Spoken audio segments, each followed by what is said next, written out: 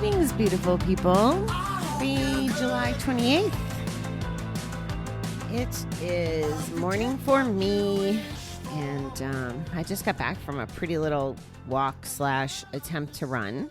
It's day 2 of that 75 hard thing, and I'm not sure if I'm grateful I heard about it or not grateful I heard about it, but I tried to run walk this morning, and it wasn't real pretty. But I'm sure I'll progress every day, just like I do in my recovery. Okay, here goes the reading. The quote starts from Joan M. Play with your kids a little bit each day. You won't believe the difference it makes in you. Guys, I can already tell you, I'm not going to probably relate to this one. Children. Whew. When we play, we usually think of children. They are the ones who play all day, often in carefree abandon. But in recovery, we're realizing we need to play too. Oh, maybe I will like this one. As adults, we often find we've lost track of the ability or desire to play. We often don't know how to do it anymore. We feel stiff, self-conscious, out of place. Years of drugging, drinking, gambling have buried our sense of fun in real play. We have found it's often best to learn again from our own children, or if we don't have any, from a friend's children. Spending an hour or a day a weekend with children is a wonderful way to get back in touch with our own inner child and our own ability to play. Play sharpens our minds, relaxes our bodies, and lets our spirits soar. When we play, we can thank God for making play so important that it's the first thing humans learn to do. Today, help me enjoy some time and play. Let me be grateful for sharing and happiness that are much a part of play. Okay, I lied. I do like this one. Has to do with my dream, so that's why I'm a little self-devoted to my dream, and this ties in beautifully, and it's one of my foundational beliefs is that as addicts, especially addicts in recovery, that we do need to play. We need to have outlets, and we need to have those outlets without.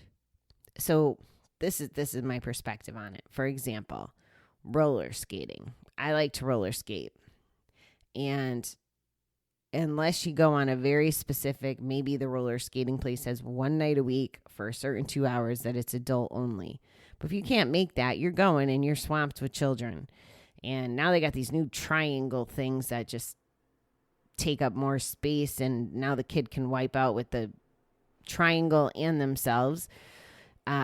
Anyway, it's just children can play and they have a lot more opportunity, but we don't have a lot of opportunity. And if parents are with their children in the roller skating, they're not playing, they're watching them, they're helping them, they're protecting them, they're doing all that stuff. They're not really getting to play. I won't say enjoy because I can't speak for parents. Evidently, parents like children, and that's a thing, and it's a thing that more people understand than don't understand. So I'll leave it at that. But there's not a lot of adult specific play. I will say I was doing some research, and it turned into be a fun adventure. There was a bouncy house company that came through town last summer, and they had adult hours. So there was no kids in the bouncy house for that. Loved that concept. So, I guess it does happen, but it's very minimal. And the reason I'm like so passionate about it, like I believe that this is very self-care, self-devotion time.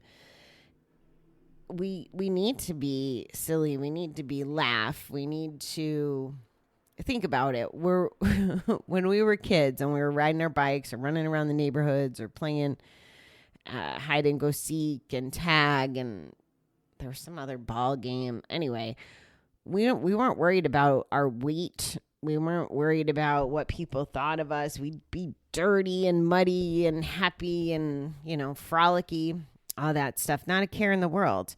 And it just makes us feel good. And the science, again, disclaimer, not a complete expert, but the way I understand it is play generates some of these hormones, like happy hormones. So it's actually impacting the physiology of your body as well. So there's a lot of benefits to play, and I love the concept of it. And part of my dream is to make playgrounds for all of us folks that need a fun place to go, have no children around, where we can play. That's basically my elevator pitch on what I'm working on. And it is a little selfish. Like, I struggle.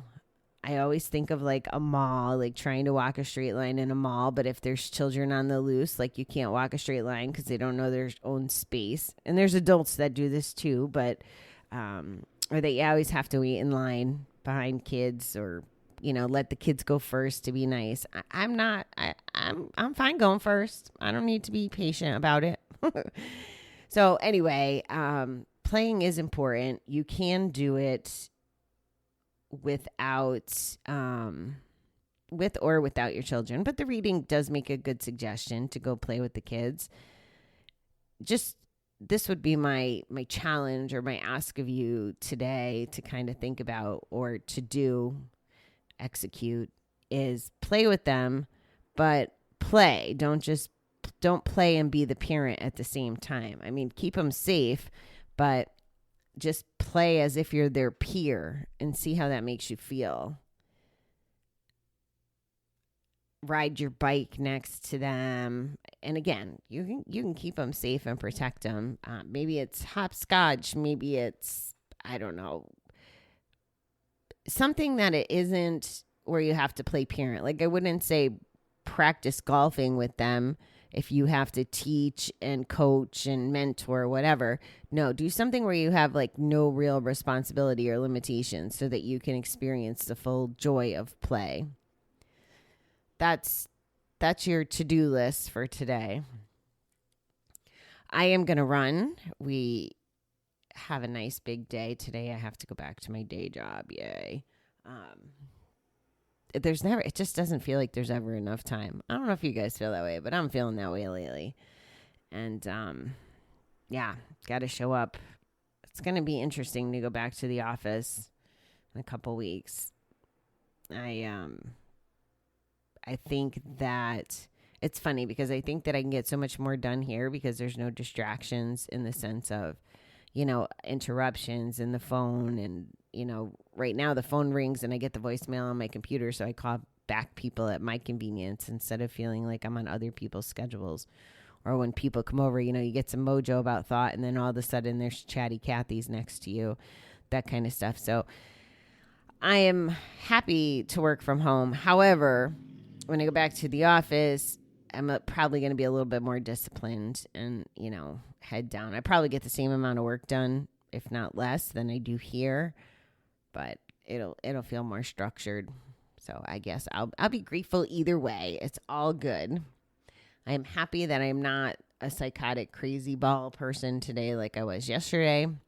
I meet with a new person tonight. I'm pretty excited. I've never done this before, but I signed up for something. I don't even remember the name of it, but kind of a mentoring program, and it seemed to be more about business stuff. And because I don't know what people know or don't know about addiction, I threw my name in the hat for gambling, and a young girl reached out to me and is interested in talking. So I thought that was pretty huge, especially because of her age. And we've only just communicated a little bit on voice note, and I'm already like just wicked proud of her and impressed by her, to be that young and that in tune with what's going on, and that potentially that gambling could be an issue. So I'm looking forward to meeting her tonight. So I'm not sure if I'll come back before or after her, but we got step 7 work to do. Yeah, that's the plan. But we'll see how the day goes. All right, beautiful people. I will talk to you tonight. You have a spectacular day.